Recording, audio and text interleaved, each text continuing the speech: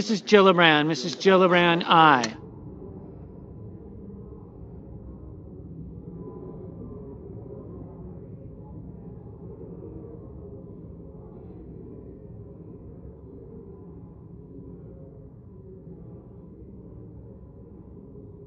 Ms. Baldwin, aye.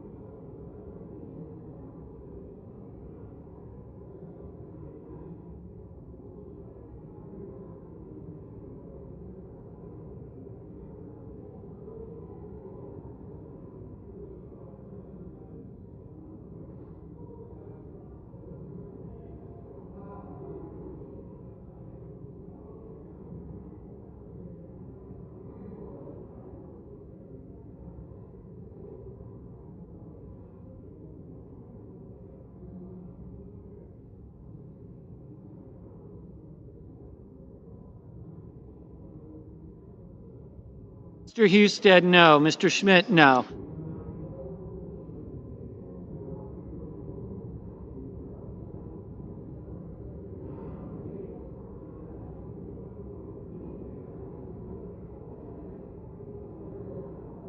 Ms. McCormick, no.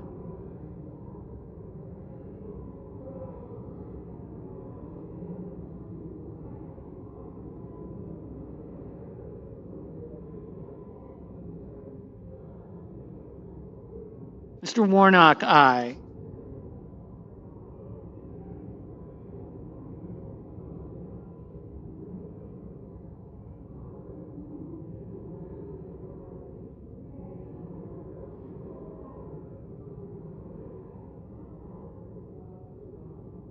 Mr. Kennedy, no. Ms. Duckworth, aye.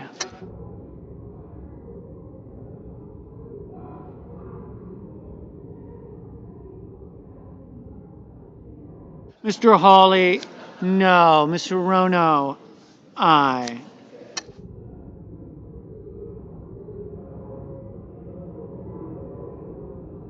Mrs. Fisher, no.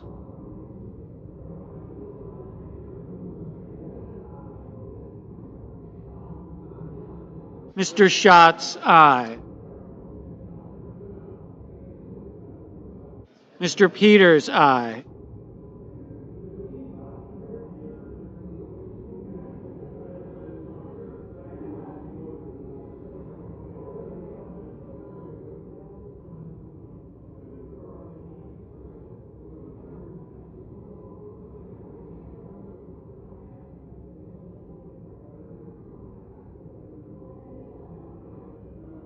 Mr. Lujan, aye.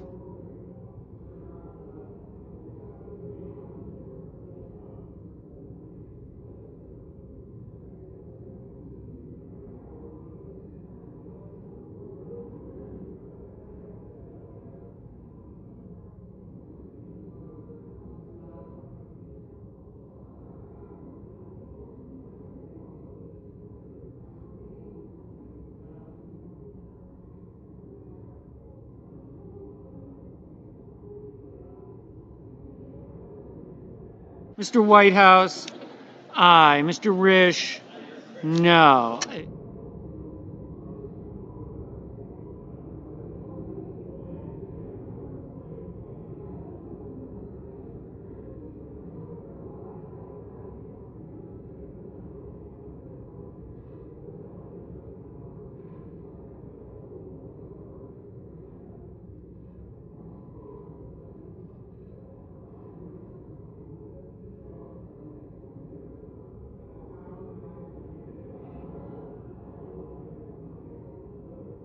Mr. McConnell, aye.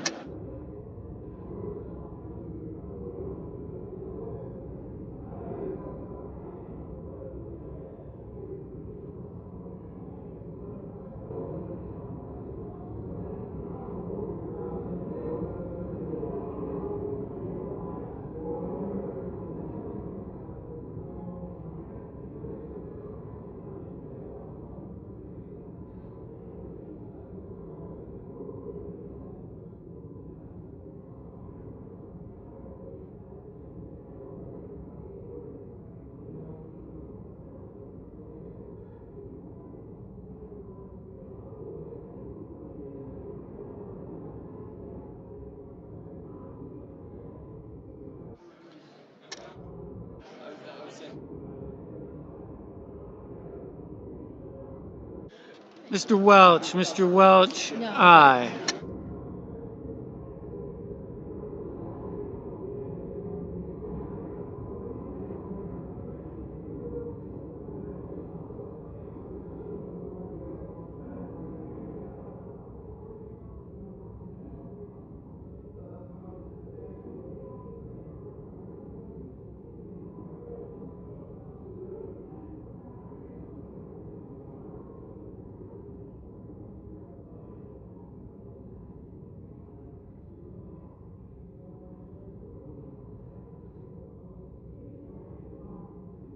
Mr. Moran.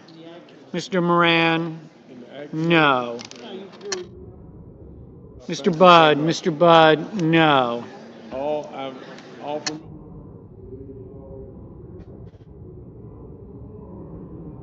Mr. Sanders, aye.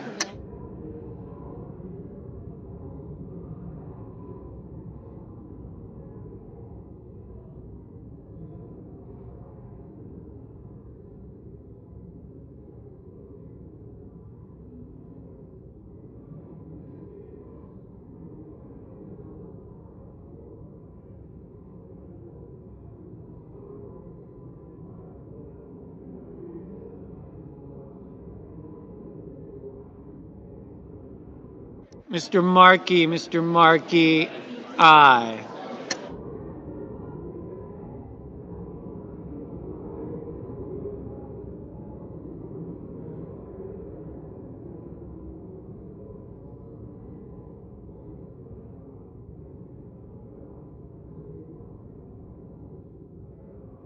Mr. Johnson, no. Mr. Scott of Florida, no. Mr. Lee, no.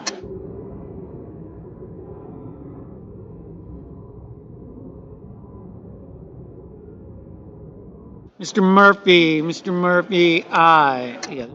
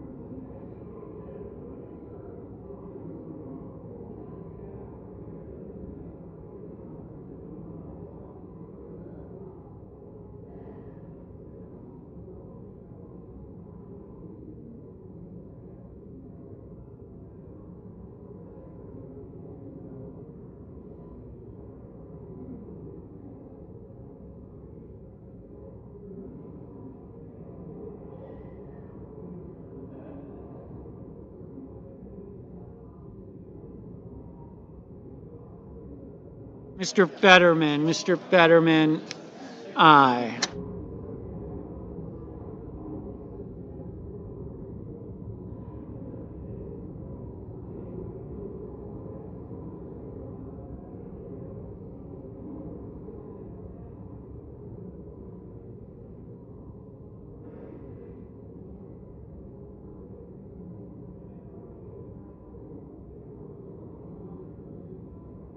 Mr. Hickenlooper, aye. Oh, yeah.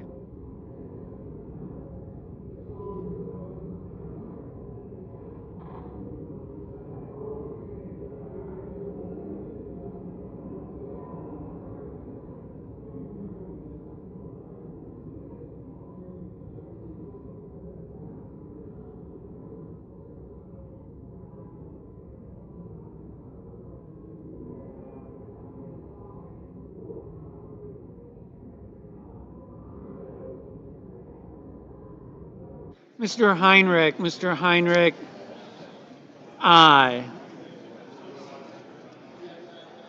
Mr. Hoven, no.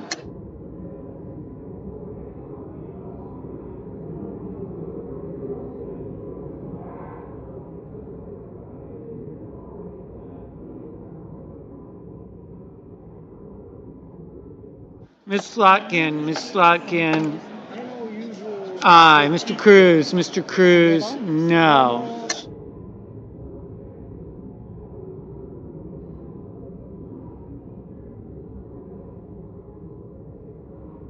Mr. Booker, aye. Ms. Murkowski, aye.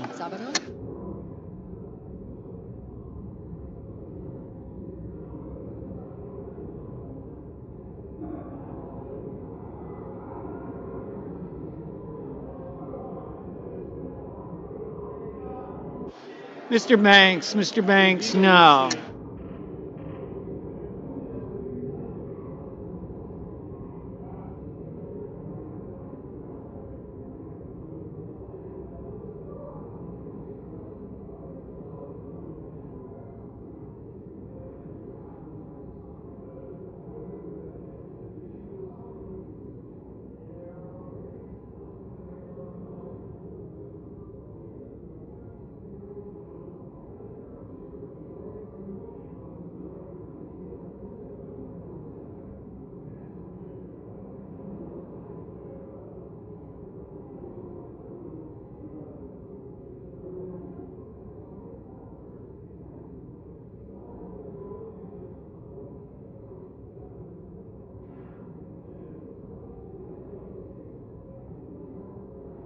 Mr. Van Hollen, aye. Mr. Haggerty, no.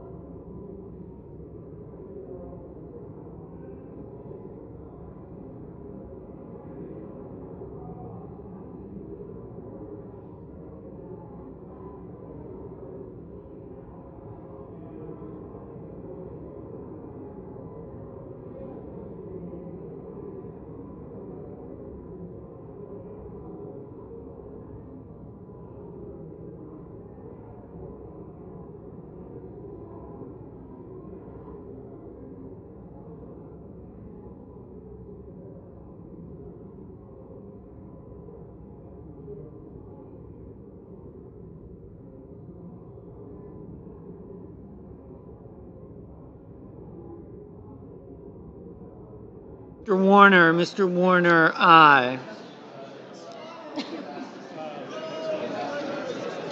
Ms. Warren, aye.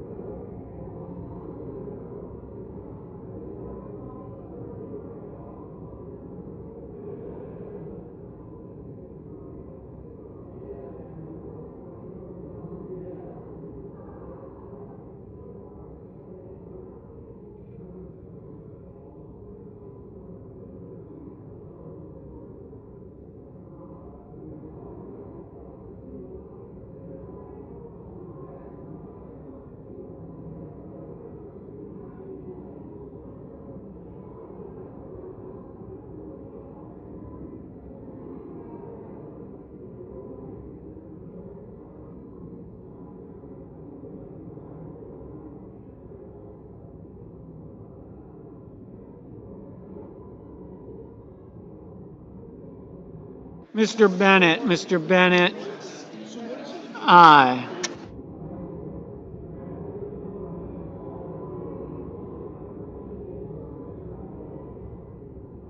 Mr. Merkley, Merkley.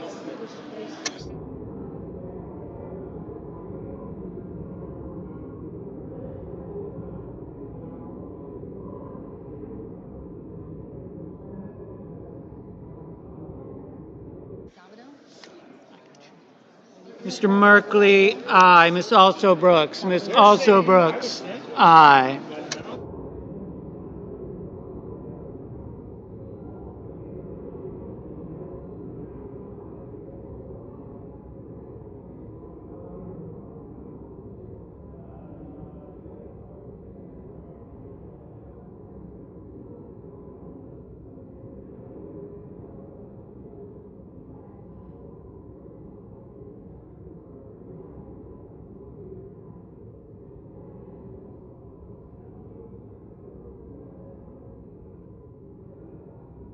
Mr.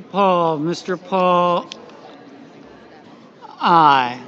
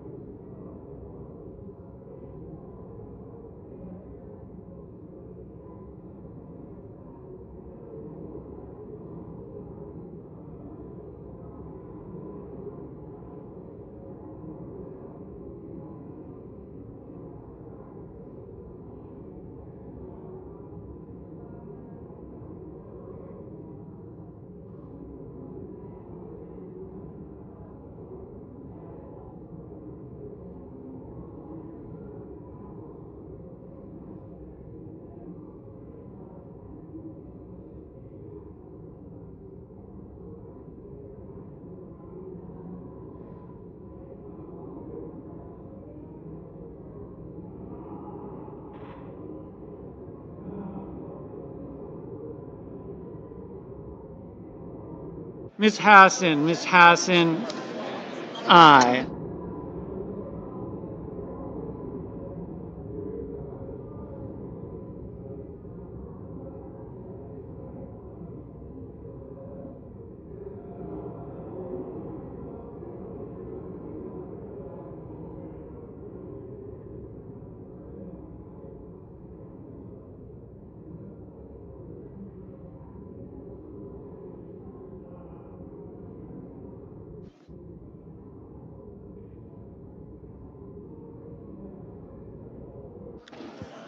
Okay. The yeas are 51. the nays are 48. The joint resolution's passed. The yeas are 51. The nays are 48. The joint resolution's passed. Mr. President. Majority Leader. I ask unanimous consent that with respect to SJ Res 37, the motion to reconsider be considered made and laid upon the table. Without objection, Mr. President, I ask unanimous consent that when the Senate completes its business today, it stand adjourned until 10 a.m. on Thursday, April 3rd, that following the prayer and pledge, the morning hour be deemed expired, the journal of proceedings be approved to date, the time for the two leaders be reserved for their use later in the day, morning business be closed, and notwithstanding Rule 22, the Senate resume consideration of S.J. Res. 24, that all time be expired on the joint resolution at 11 a.m., and the Senate vote on passage of the joint resolution. Further, following disposition of the joint resolution, the Senate proceed to executive session, resume calendar number 46, and the Senate execute the order of April 2nd in relation to the Sauer nomination. And following disposition of the Sauer nomination, the Senate vote on the motion to invoke cloture on calendar number 53, Mehmet Oz. Further, notwithstanding Rule 22, it be in order for Senator Sanders to make two motions, discharge S.J. Res. 33 and S.J. Res. 26, and the Senate vote on the motions to discharge in the order listed if made at 2:30 p.m. Further, following disposition. United Steelworkers, International Association of Machinists, North American Building Trades Union, AFL-CIO, Chamber of Commerce, National Taxpayers Union, and the National Retail Federation have all endorsed this resolution. Maybe we don't care about all those businesses and all those workers, but maybe we should listen to them. This resolution is about restoring common sense and responsible governance. It is about Congress reasserting its constitutional role on trade, and it's about standing up for American workers, businesses, and consumers who are being asked to pay the price of this trade war. Let's change course before the damage becomes even more permanent. I urge my colleagues to support this resolution. Thank you. President, Gentleman from Vermont. I fully support the resolution of Senator Kaine. And I want to make 3 points. Number one, should Congress continue to abdicate its constitutional responsibility, ceding it to the executive? Number two, I want to talk about the total fantasy world that the Trump economic agenda is grounded in, if you can use the word grounded. And then third, I want to talk about how these tariffs will be a dagger in the heart of the Vermont economy. Now, first of all, the question for this institution is, will we, as the United States Senate, accept the responsibility that each and every one of us as senators has to stand up for the independent authority and responsibility of this institution? And as we know, our Constitution was based on the proposition of real suspicion of the accumulation of power in any one entity. And what was told to us in the Federalist Papers is what we know. If you have the concentration of power in any institution, that concentration of power leads inevitably to the abuse of power. And the design of our Constitution was to have equal and independent branches. And what I'm seeing is a lawless rampage on the part of the executive being accommodated by an appeasing Congress, not standing up for its authority in many different areas, and then also an attack on the judiciary as though the judges who disagree with an executive position should be impeached. But our authority over the budget is being advocated, as we saw in the CR. But another area of authority for the Congress is the tariff authority.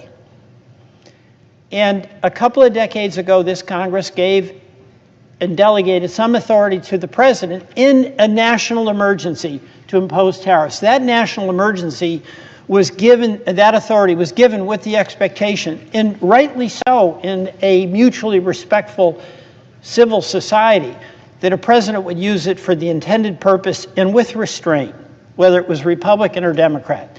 And the national security had the connotation and implication of a military threat to our country, where there needed to be immediate executive action to protect the citizens of this country. What President Trump has done is run roughshod over that, showing no restraint and using that delegation of authority, not for a national emergency, but for whatever his latest policy idea is and whatever leverage he wants to extract. We cannot allow that to happen and maintain the separation of powers that is absolutely so fundamental to the long-term well-being of our country. So Senator Kaine is absolutely right. This is not a partisan question. It's an institutional question. Do we see our role? Do we see our responsibility for maintaining that system of checks and balances? I do. That's the heart of this matter, and it is as important as even the outcome of what this tariff policy may be. Second, where does this tariff policy come from? It comes from the president, who's claiming that it'll be a new golden age if we impose these tariffs. And by the way, these are astonishing tariffs, okay? South Korea, 25%, Vietnam, 46%, Taiwan, 32%, Switzerland, 31%, Malaysia, 24%, Cambodia, 49%. Do we realistically think there'll be no retaliation against America for these tariffs? We know there will be. Yet, what the president seems to think, and this literally is a fantasy, that the golden age of America was when we had the tariff policy that he says caused the Great Depression, but where all economic historians, what all economic historians say caused the Depression, he says that if we had had tariff policy then, we wouldn't have had the Depression. There is literally no support for this.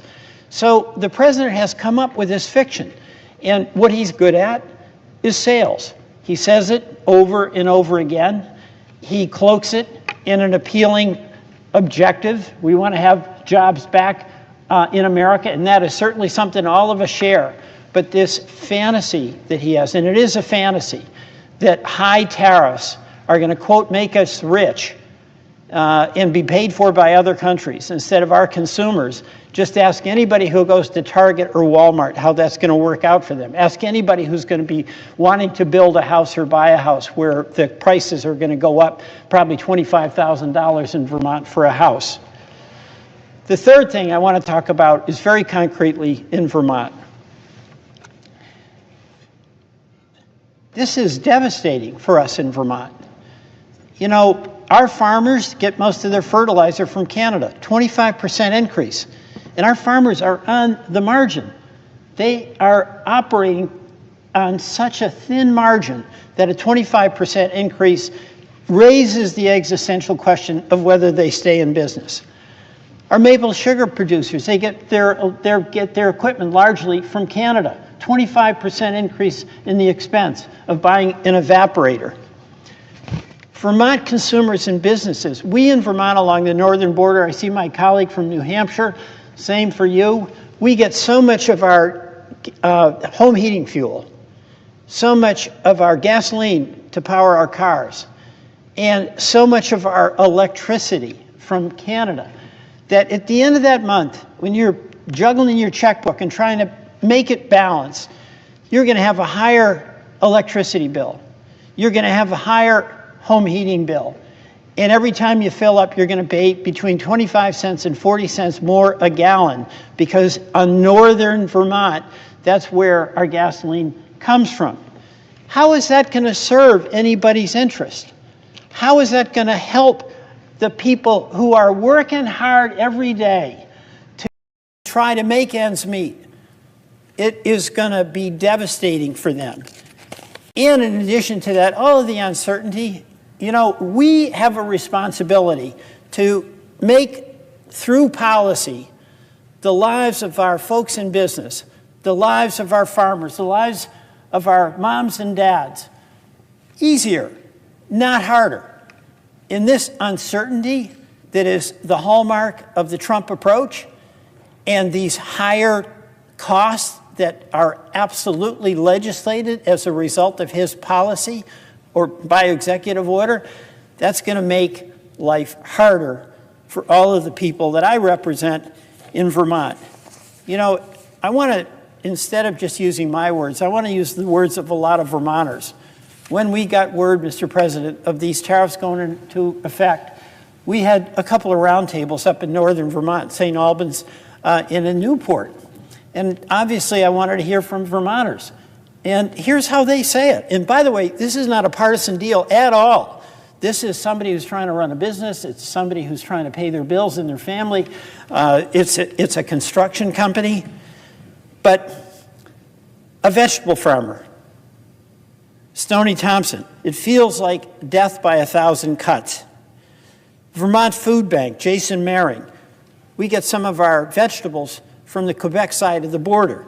If the 25% tariff was applied in full, it'll be about $130,000 to $150,000 unbudgeted hit to our food procurement efforts.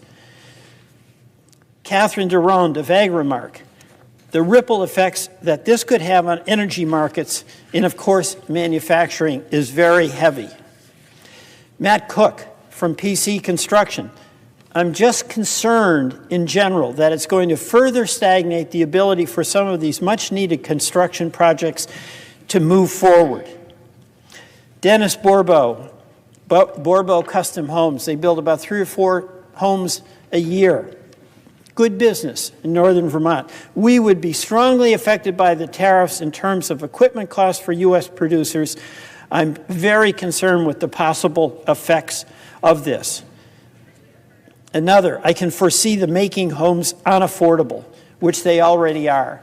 You know, just another vivid example of that, some of the hardest working people we have in Vermont are our loggers. And they harvest logs, ship them up to Canada. And they will be paying a tariff when that log goes up to Canada. When it's milled and returned as lumber that can be used in home building, there'll be a 25% tariff on that as that lumber returns. Who's going to pay for that? The home builder or the home buyer. That's what's going to happen. So how in the world is this going to lead to the so-called golden age?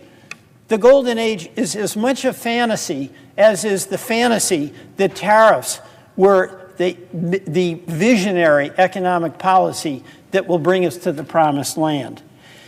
These tariffs, number one, are the authority of Congress if we exercise our authority. They are not the authority of the executive. And Congress should stand up for itself and assert its authority and protect the constitutional promise of separation of powers, because we know that the concentration of power leads to the abuse of power. And by the way, that's exactly what's happening right now.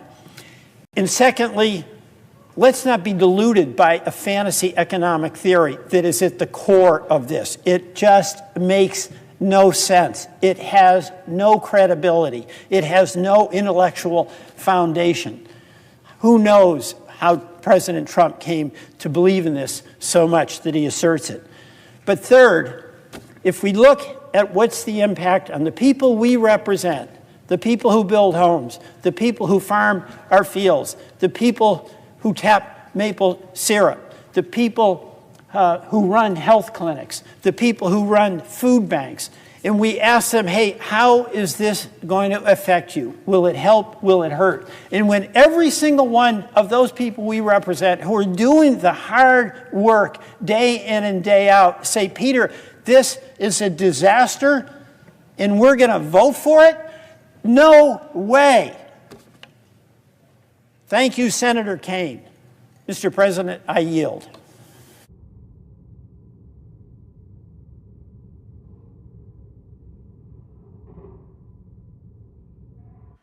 I recognize the senator from New Hampshire.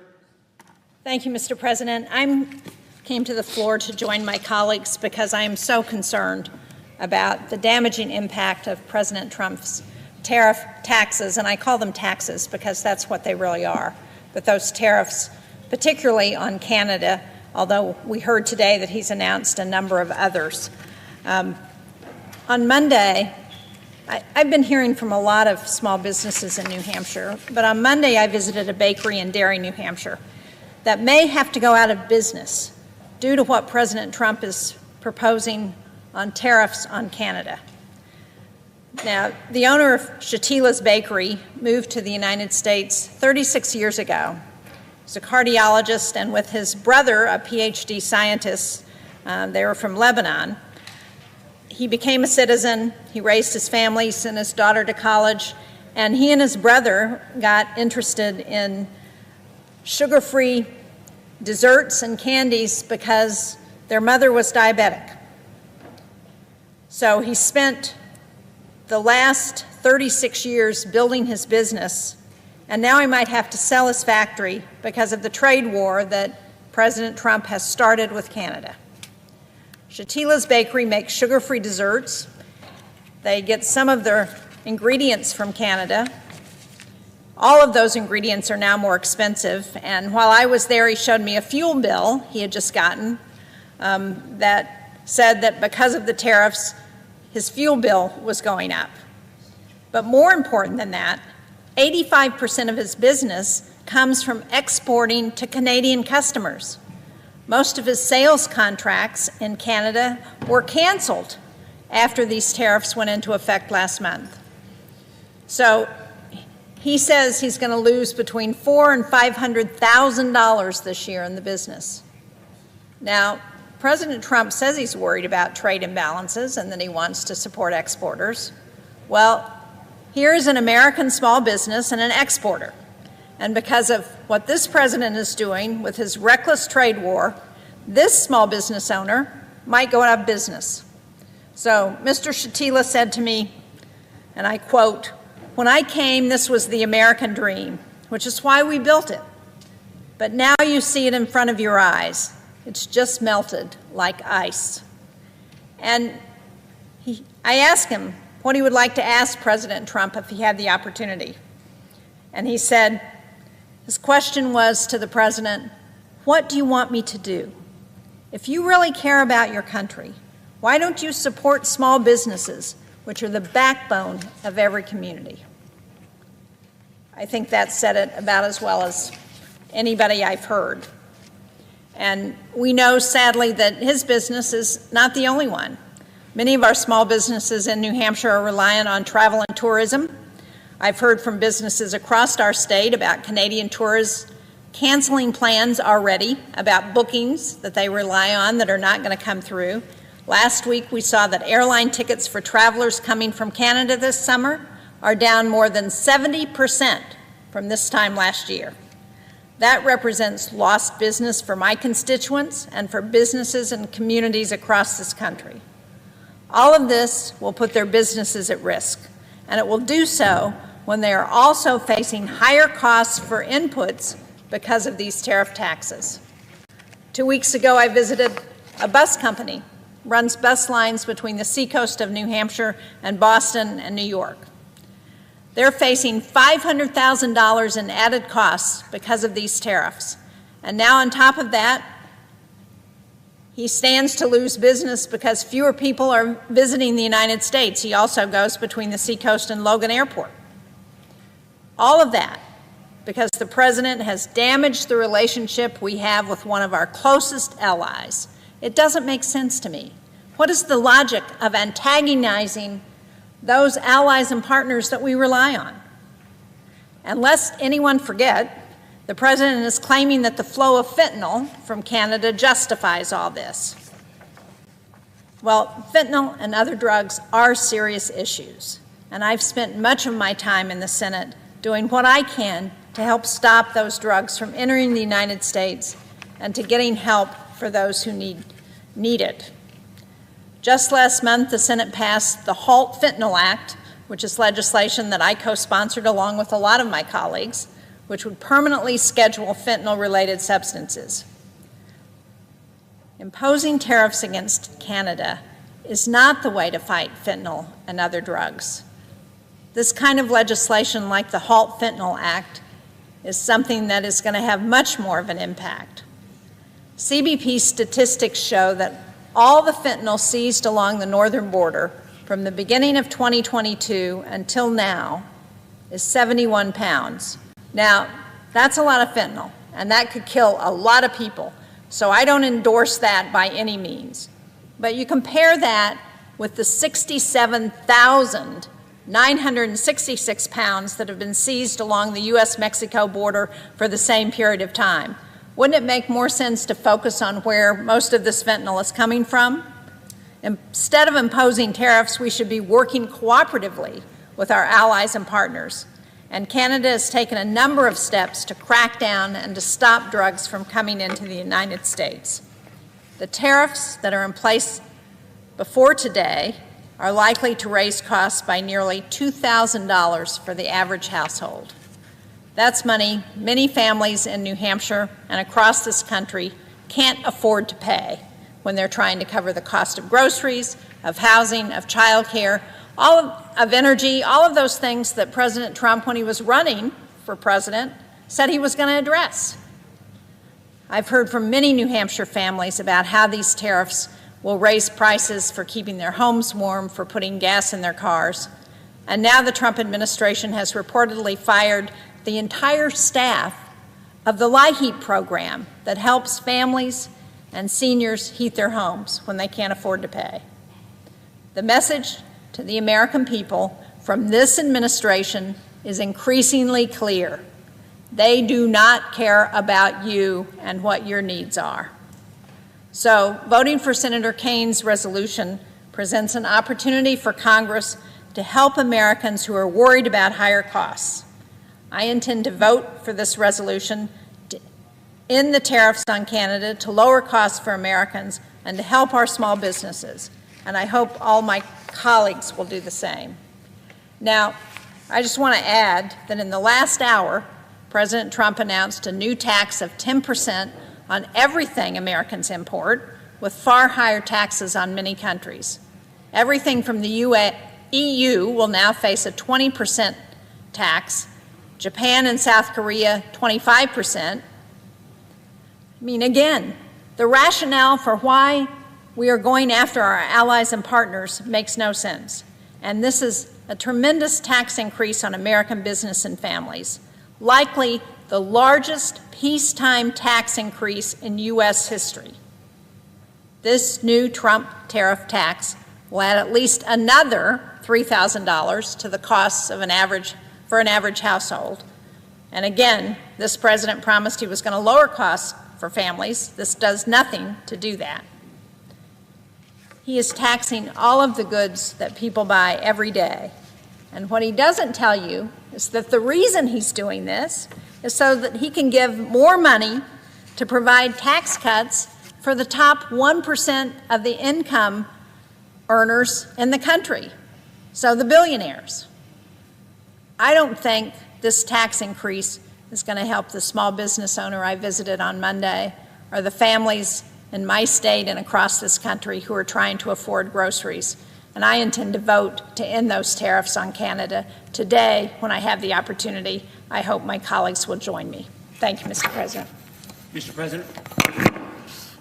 I recognize the senator from Virginia. Thank you, Mr. President. I'm rise to join with my colleagues who are in support of Senator Kaine's, I think, thoughtful approach on how we put an end to this tariff war with Canada. And I got to tell you, one of the things about working with Tim Kaine for 40 years is he always keeps a hugely optimistic view of things. And boy, do I need a dose of Tim Kaine optimism today. Because we've seen in our national security domain reckless disregard for classified information, and no one so far held accountable. And the message that sends to our allies, to the men and women who work in our military or intelligence, because if they did the same behavior that the so-called Signal Gate, they'd be fired. Or need to Tim Kaine optimism today because the long-awaited Republican budget resolution adds $6 trillion to the deficit. $4 trillion in funny math, and about another $2 trillion for tax cuts.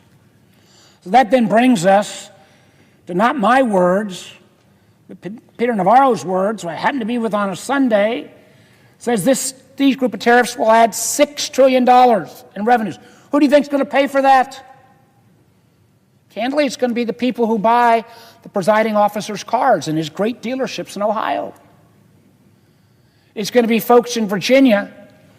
We had one of our brewers in yesterday who's already laid off 20% of his staff because he imports malted Pilsner from Canada. What we're seeing with Trump is not America first, but what's going to be is America alone. And I say to anybody I spend way too much time in a skiff, I know, but America alone is not an America that's safer. And the notional idea that we've picked on our longest, best friend in many ways. I'm a little biased. My mom's parents were from Canada. But the notion that this president is trying to turn Canada into an enemy is beyond belief. You know, I talked to a senior Canadian leader just the other day. And he said, Mark, you know, even if tomorrow Trump says, never mind, as he's gone back and forth a dozen times, say no harm, no foul, the damage we have done to the relationship between America and Canada will take years to recover. Senator Sheen just mentioned airplane flights down 75%. Americans' national anthem booed at hockey games. We had another person in who ships whiskey, Virginia bourbon, up to Canada. All the tariffs are off tomorrow, which they're not. It will be years, if ever, that Canadians will be buying American bourbon again. So, in dreamland, $6 trillion of tariffs, you know, it's the largest tax increase in American history. I believe it actually goes beyond World War I. And the so-called Liberation Day, the only thing that is liberating is this administration's liberating Americans from their savings because the market's down. They're liberating businesses from their supply chains because of so much disruption. And they're liberating consumers from their hard-earned money because this is going to translate into increased costs. This isn't partisan. This isn't Democrat, Republican. This is math. And no matter how much the president wants to strut on the South Lawn, and glad to see at least the South Lawn was being used for an announcement today as opposed to another day of a Tesla show lot, who's going to bear the brunt of this? It's going to be Americans. It's going to be Canadians. It's going to be people around the world.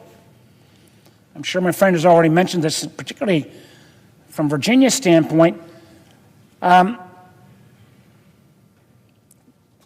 Canada is our second biggest trading partner, Virginia. Virginia businesses export approximately $3.3 billion for the products of Canada. We import about $3.2 billion. Virginia farmers sell about $430 million of goods to Canada. A lot of Virginia peanuts go to Canada. They're not going to be going. That is going to hurt our economy. Matter of fact, in Virginia, 280,000 jobs in Virginia depend on trade and investment with Canada. I know as governor, I went. I know Senator Kaine, as governor, you went because Canada is one of our best partners. What would the reception be tomorrow if we showed up in Ottawa? This is not going to be just another economic policy. This is at the lifeblood of the Canadian economy, and combined with the so-called reciprocal tariffs around the world, it is the lifeblood of the American economy. So I know Senator Van Hollen's going to say a lot of the same things that I was going to say. I would just say to the presiding officer again, I know you sell great cars, but I'm not sure even folks in Ohio are going to be able to afford $2,000 or $5,000 more per car just because of ill-suited tariffs. So I hope that folks on both sides of the aisle will actually stand up for America first. Reject this misguided tariff strategy. Reject this demonization of Canada. Recognize that America first doesn't have to be America alone. The only thing that could make my day actually better at this point, beyond that little dose of Kaine optimism, if the Senate finally comes to its senses tonight, endorses Tim's resolution, and we put an end to this misguided economic policy. With that, Mr. President, I yield the floor.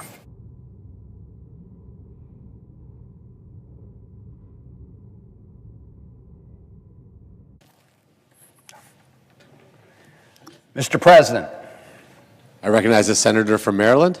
Thank you, Mr. President. I want to start by thanking our colleagues from Virginia, starting with Senator Kaine, who brought us to this debate here on the Senate floor today on a very important question.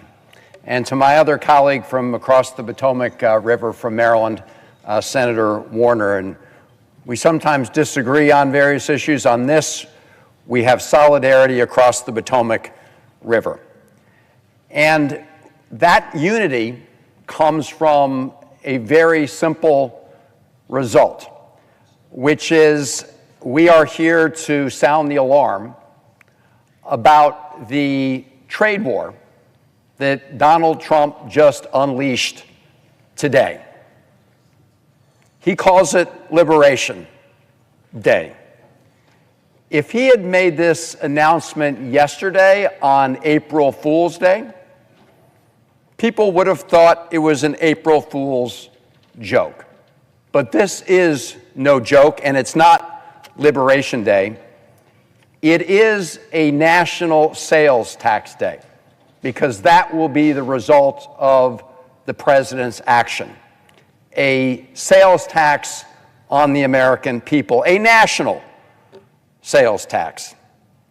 Because today the president announced he was levying massive across-the-board tariffs on countless goods, making big promises, but at the end of the day betraying the American people, who are going to be hit hard by rising prices. And you know, we've heard the president make a lot of promises about what these tariffs will do. It's like a miracle cure. They're going to revive American manufacturing. They're going to stop fentanyl. They're going to balance our budget. They're going to make all of us rich, and all those other countries are going to pay for it. Problem is, none of that is true. Other countries don't pay these tariffs. We do. It is a sales tax on goods imported from other countries. American importers pay the tax at the border, and they pass the costs on to the consumers. What else are they supposed to do? And American manufacturers that put together products here in the United States but import some of the parts they use in those products will face higher costs, higher prices on the parts that they import. And they're going to have to pass on those costs to American consumers, so they're going to have to jack up their prices. When they jack up their prices, not only do American consumers pay more, but those American manufacturers and American producers, when they're exporting goods overseas, they're having to export at higher prices, and that makes their products less competitive overseas. And on top of that, it's a double whammy, because when you have these big tariff increases on products from other countries aren't just going to sit back and take it. They're going to respond. They're going to retaliate. They're going to put tariffs on American products that we export to their countries. And what will happen then? That means that an American producer exporting products overseas, whether manufactured products or agricultural products, their products are going to face higher prices in those countries.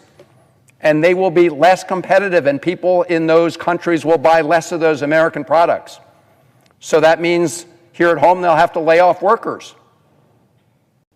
It's going to hurt the economy back home in both those ways. You know, we saw a little mini version of this during the first Trump administration. Back then, Donald Trump raised tariffs on Chinese products, and China responded with retaliatory tariffs on many American farm exports like wheat and soybeans and pork. What happened? Well, American farmers sold less of those products overseas. They got more expensive. And you know how we know this was all a big fake out? Was when American farmers were not able to sell their products into China's market because of China's retaliatory tariffs, we bailed them out. We, the American taxpayer, we spent $23 billion in taxpayer money from the American people to pay American farmers not to be more productive. They were productive. But because China raised tariffs on their products in retaliation for Donald Trump raising tariffs on theirs. Now look, we all recognize that tariffs can be an effective tool when they're used in a targeted way with strategic industries. But that's not what Donald Trump is doing. This is not strategic. He is starting an all-out trade war and apparently does not care about the consequences. It is leading already to chaos in the markets. I'm not going to go through all those because Senator Warner and Senator Kaine and others have spoken to that. But at the end of the day, the direction we're heading could well take us into a recession. As Senator Warner mentioned, some of the president's people have said this is going to be $6 trillion worth of tariffs over the next 10 years, by far the largest effective tax hike in American history. Economists estimate that it will cost the typical American household up to $4,200 more per year. That's a whopping sales tax. The National Association of Home Builders says that tariffs will make new homes cost up to $10,000 more at a time when we're already facing an affordable housing crisis. The North America's building trade unions sent a letter opposing these tariffs, saying, and I quote, "We are seeing construction projects slowing down, infrastructure investments being delayed, and economic momentum weakening, resulting in smaller paychecks, fewer jobs, and shrinking opportunities for skilled building trades and workers," unquote. A researcher at Cornell University says a new car could cost up to $20,000 more because of all the back and forth across borders and all the additional tariffs that apply each time a border is crossed. U.S.-made cars are estimated to increase by at least $3,000, or up to $3,000. So buying a house, buying a car, these are all things that families save towards. So what this comes down to is a tax on the American dream. And these increased costs may not mean a lot to the billionaires in the president's cabinet. After all, we had Secretary of Commerce say recently with respect to Social Security benefits that, hey, if Americans didn't get their Social Security benefits one week, nobody would notice except the fraudsters.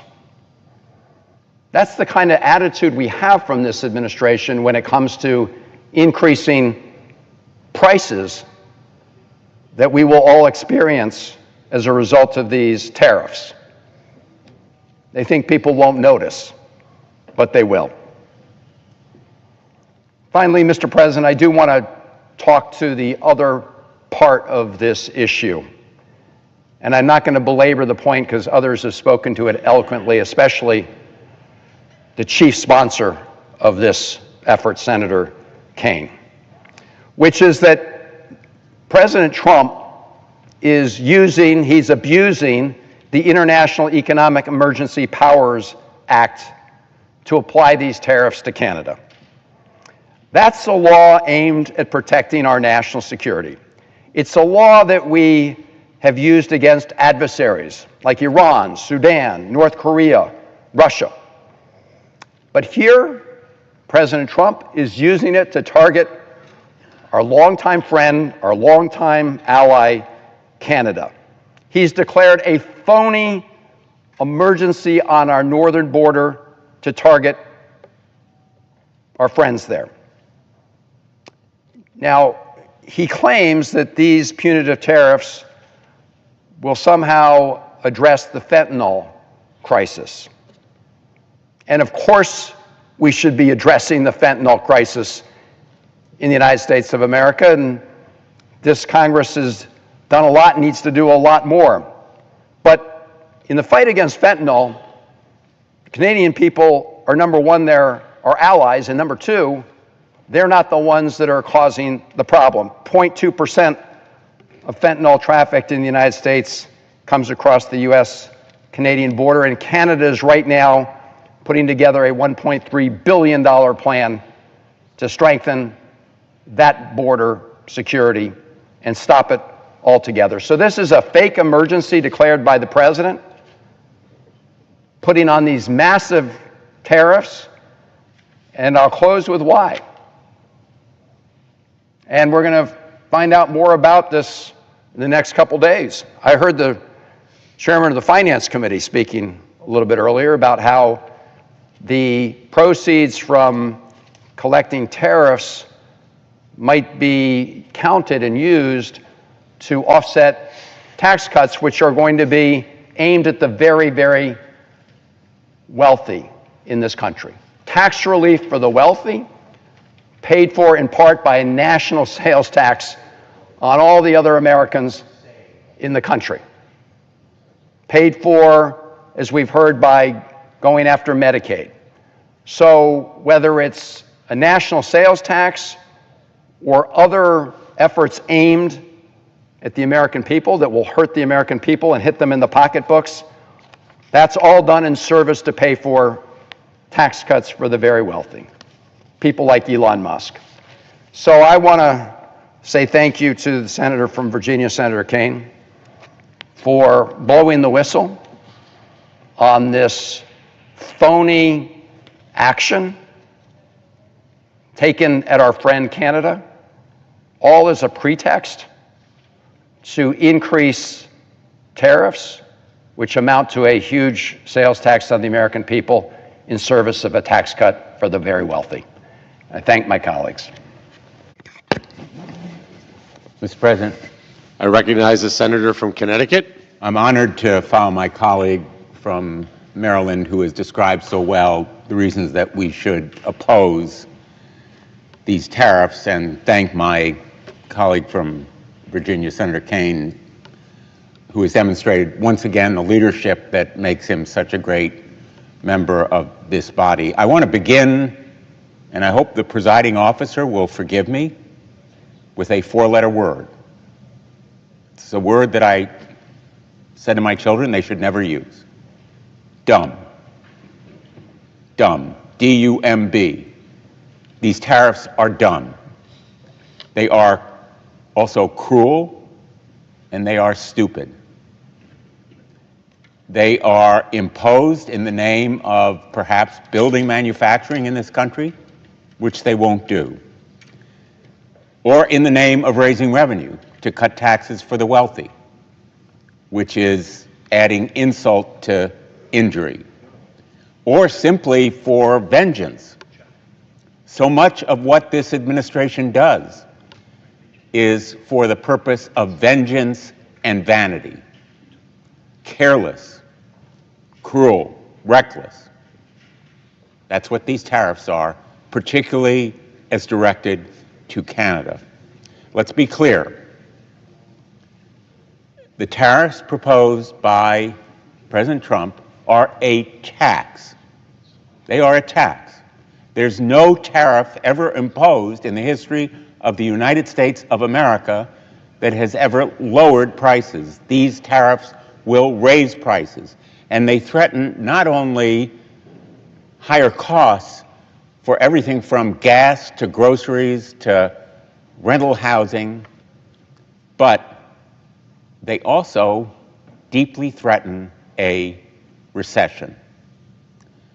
I've been reading a book called Freedom from Fear, written by a great historian, a professor at Yale named David Kennedy.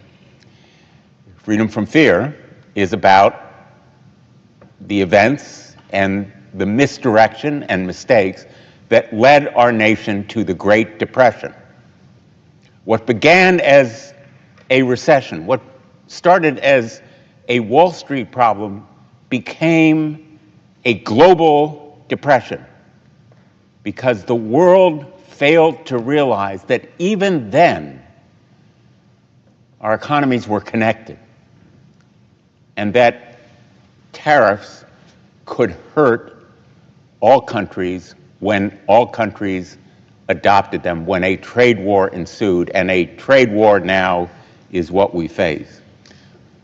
Canada has long been one of our nation's closest allies and trading partners. We have a bond with Canada that goes beyond simple economics.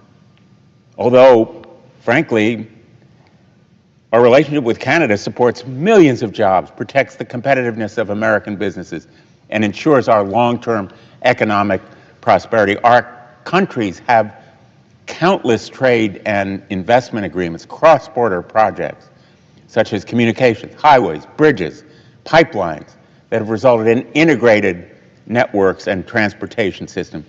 We have a long-standing defense and security partnership, providing us with greater security than we could have alone. And we share a border. But the border is a symbol of a bond that our peoples have in common. A friendship that goes deep, a heritage and a culture that we respect. These bonds will be betrayed by a reckless trade policy the administration is pursuing and threatens to derail that valuable, in fact, precious partnership. These tariffs are going to hurt all Americans. We have, with Canada, one of the most comprehensive and important trading relationships. I go into the numbers. In 2024, Canada was the United States' second largest trading partner with $761.2 billion in total trade, largest single U.S. export markets for goods. Every day, nearly 500,000 people and billions of dollars in goods and services cross that border. But I want to focus on Connecticut for the moment, because Connecticut demonstrates what will happen to America as a whole, and I represent the people of Connecticut, and this regimen of tariffs will be catastrophic for Connecticut. Friends in Connecticut, listen to what these haphazard tariffs will do. Canada is Connecticut's single largest trading partner, accounting for 20% of our total trade in 2024, including 13% of our imports and 13% of our exports and 25% of our imports.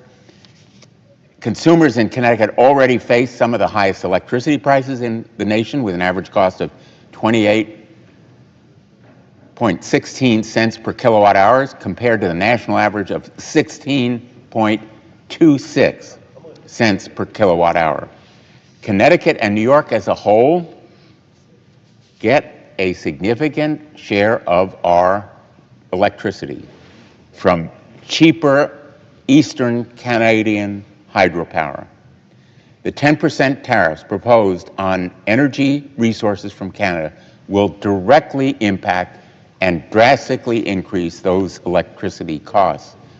ISO New England has estimated that this tax would add $66 million in annual consumer costs. I hope President Trump will listen to the people of Connecticut and New England when it comes to electricity costs. Do not impose these tariffs. And the harm to Connecticut is far from limited to just energy prices. Some of the largest state industries, including aerospace, defense, advanced manufacturing, medical devices, all rely on trade with Canada to remain profitable. These industries source key production imports from Canada, including aerospace parts, critical minerals and metals, basic chemicals and petroleum and coal products, and in return we export billions of dollars of goods to Canada. We're talking about hundreds of thousands of people across Connecticut, jobs, employment, all stand to see their livelihoods threatened if this tax is allowed. And it will ripple across Connecticut. It will reverberate through the country, to the presiding officer's state, to Virginia, New York, Maryland, colleagues on both sides of the aisle. The cost of living in Connecticut will rise drastically. We already have one of the highest costs of living in the country. Taxing these goods will put an undue financial strain on individuals and families across Connecticut, but most important, on people who can least afford a higher tax. Our middle income and lower income members of the workforce, working people in Connecticut who have to buy stuff depending on their paychecks, for groceries, for gasoline. A tax on those products will hit them in the pocketbook, it will hit their families, it will hit them at the kitchen table, when they go to the drugstore to buy pharmaceuticals, when they have down payments on homes, on furnishings, across the board. So I am not here to make a speech. I'm really here to make a plea. Mr. President, please reconsider. These tariffs are fundamentally misguided. They are dumb. They are cruel, reckless, and careless. They play fast and loose with America's credibility around the world. And I urge my colleagues to vote yes on Senate Joint Resolution 37 and join us in trying to save the American economy and our credibility around the world. Thank you, Mr. President. I yield the floor. President. I recognize the Democrat leader. Thank you, and thank my friend from Connecticut for his excellent words. Much of what he said could be applied to New York. I want to thank Senator Kaine for his seeing around the curve, seeing how important this was months ago, and persisting and persisting and persisting and getting us to this place. Now, Mr. President, President Trump just announced his new tariff package a few hours ago, and it's even worse than we thought. In addition to the tariffs that he has already imposed, he now has a 10% across-the-board tariff on all products. What is this going to do to American families? It's going to clobber them. It's estimated that the Trump tariff will add about $5,000 to the average family's cost. And why is he doing it?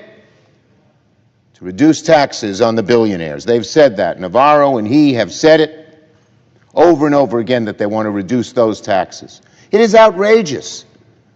It is outrageous. The average family sitting at the kitchen table on Friday night is saying to themselves, whoa boy, we better cut back on our purchases. Maybe we ought not go out to the restaurant. Maybe we ought not to take that vacation we've been saving up for a year. Maybe we ought not to buy that new car. Consumer confidence is lower than it's been in many, many years. The average business, because of the chaotic nature, Trump says one thing one day and another thing the next day, are holding back. Businesses, small and large, need certainty. But there's no certainty here with the chaos that Donald Trump has created. And listen to this. When told that it would raise the costs on the American family, Trump himself said he couldn't care less if prices go up. What kind of bubble is he living in? These billionaires who are running the country, Trump, Musk, Lutnick, they're in such a bubble they don't know how the average family is hurting. Yeah, they're billionaires. God bless them. They made a lot of money. But don't think that average people are in the same boat. The costs of groceries, the costs of prescription drugs, the cost of gasoline, the costs of buying a car, the costs of buying a house, the costs of furniture, the costs of clothing. Everything people buy is going to go up. Donald Trump said he'd reduce prices on day one when he got elected. He's doing just the opposite with these tariffs. He's raising prices through the roof and strangling American families. My colleague in Connecticut alluded to Smoot-Hawley. The new Smoot-Hawley is Trump-Musk. These taxes could create a global trade war. Our allies, previous allies, are allying together how they're going to get back at Trump and what he's done to the country. This is not Liberation Day, as Trump called it. This has made a few weeks earlier, in effect, tax day. Huge taxes through tariffs on American families. It's a gut punch. It's a gut punch for the average American. And so, right now, I know Donald Trump is pressuring Senate Republicans to vote this resolution down. He's treating this like a loyalty test. But my plea to my Senate Republican colleagues, stand with the American people. You know how bad this is. A few of you have already said you can't vote for this. Please, don't be intimidated by Donald Trump, who said he couldn't care less if prices go up on your constituents, my Republican colleagues. Don't listen to him. This is a disaster. A disaster for working families, a disaster for the nation's economy, a disaster for our alliances and relationships around the world. All doing so much to hurt America for one darn reason: cutting taxes for the billionaires. This is a government by the billionaires. Everything they do, whether it's this budget they came out with today or this tariff bill, is in obeisance to the very few wealthy people who seem to control the Republican Party and want another tax cut. I urge everybody to vote against these horrible, horrible tariffs. Tariffs on Canada have very little to do with fentanyl, we know that. Tariffs on Canada and all the other countries he's now added to the list have everything to do with tax breaks, more tax breaks for billionaires. I strongly, strongly urge a no vote. This bill is worse than what we had thought. He made it worse when he announced what he was doing a few hours ago. I yield the floor. Mr. President. I recognize the senator from Massachusetts. Thank you, Mr. President. I thank Senator Kaine for his leadership on this issue. President Trump's new tariffs are not Liberation Day, they're Obliteration Day. They are going to be remembered as something that raised taxes on every American consumer, had foreign countries then attack businesses all across our nation, all without a plan from President Trump to have an end game. President Trump is just making this up. And we're going to have to wait to see how he responds when Europe attacks us, when Canada attacks us, when Asian countries now attack us. He's inviting an attack upon the American economy, even as American consumers have to pay higher taxes. So we're at just the dawn of the equivalent of an all-out war, trade war, with every other country in the world. And who's going to pay the price? American workers and American taxpayers. They're the ones who are going to pay the price. So, Mr. President, I rise tonight to speak about the outrageous calls we have been hearing to impeach federal judges who have ruled against Donald Trump. And that's right. Donald Trump and his extremist MAGA supporters think that if a federal judge dares to rule against the president, that judge should be impeached. Recently, Trump tweeted that Judge James Boasberg, the chief judge of the federal district court here in Washington, D.C., should be impeached because he ruled against Trump's use of the Alien Enemies Act to deport alleged Venezuelan gang members to El Salvador without any due process.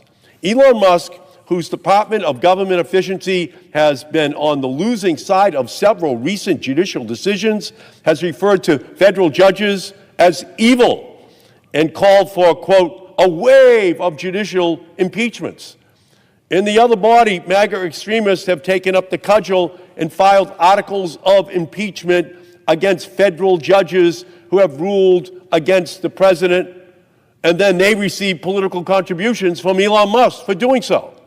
And just last week, Speaker Johnson even suggested eliminating entire federal courts because their judges have dared to rule against Donald Trump. These calls for the impeachment of judges and elimination of courts are just the latest salvos in a broad attack on the courts, on lawyers, on the rule of law by the president and by his allies. I come to the Senate floor today to condemn this dangerous and un-American onslaught against the judiciary and legal profession and urge my colleagues on both sides of the aisle to speak out against it. Federal judges confirmed by the Senate and given life terms under the Constitution during good behavior are not like contestants on The Apprentice. You don't get to fire them because you don't like the way they are doing their job. The president and his acolytes don't seem to understand this. With each call to impeach judges, they disregard and disrespect the Constitution, its separation of powers, its checks and balances, and its establishment of three co-equal branches of government, one of which is a judiciary whose principal job, as the Supreme Court explained more than 200 years ago in Marbury versus Madison, is to, quote, say what the law is, to say what is constitutional. And that is precisely what the courts have been doing. Since retaking office, Donald Trump has issued a series of executive orders that are blatantly, patently, and obviously unconstitutional and illegal. Trump's illegal belief that he can supersede the Constitution and the laws passed by Congress with an executive order has spawned more than 100 lawsuits against his administration. And federal judges across the country, judges appointed by Democrat and Republican presidents alike, including Donald Trump himself, are doing the same job that judges have done in our country for centuries. They are interpreting statutes, making legal determinations, and upholding the Constitution of the United States. They are moving swiftly to hear cases and for now preventing some of the most egregiously unlawful Trump policies from taking effect. Revoking birthright citizenship, blocked. Freezing all federal funding, blocked. Pulling down public health websites, blocked. Capping funding for critical health research at the National Institutes of Health, blocked. Denying gender-affirming health care to transgender youth, blocked. Allowing Musk to unbridled access to Social Security data, blocked. Clawing back funds appropriated by Congress and obligated to my National Climate Bank, blocked by a federal district court judge, and the list goes on and on and on and on. Blocked, blocked, blocked, blocked. In these cases, like any others, if the losing party disagrees with the judge's decision on what the law is, they can appeal it. What they shouldn't do is to call for the extraordinary step of impeaching the presiding judge. That is a remedy the Constitution reserves for only grave ethical or criminal misconduct. And that's why John Roberts, the Chief Justice of the United States was compelled to issue a rare public statement after President Trump called for the impeachment of Judge Boasberg. Without referring to the president directly, the Chief Justice nonetheless rebuked him, explaining that, quote, for more than 2 centuries, it has been established that impeachment is not an appropriate response to disagreement, and that, quote, the normal appellate review process exists for that purpose. Unfortunately, the MAGA extremists calling for impeachment of judges or the elimination of the courts don't care about this. The Constitution, centuries of judicial norms, the rule of law, they only care about one thing: fealty to Donald Trump. The baseless calls for Chief Judge Boasberg's impeachment confirm that. This is a judge who was a Yale Law School graduate, who cut his teeth as a successful homicide prosecutor, who was first appointed to the bench by a Republican president more than 20 years ago, who was confirmed to the federal bench in a 96-0 vote, and who was named by Chief Justice Roberts to a seat on the United States Foreign Intelligence Surveillance Court, where he served a 7-year term, including as the court's presiding judge. Yet, this is the judge widely respected throughout the judiciary and legal profession who President Trump calls a, quote, radical left lunatic, a troublemaker, and an agitator. That's Trump talking about Judge Boasberg, just because he ruled against the administration in a preliminary decision, which, by the way, a 3-judge panel of the D.C. Circuit Court of Appeals last week upheld on review.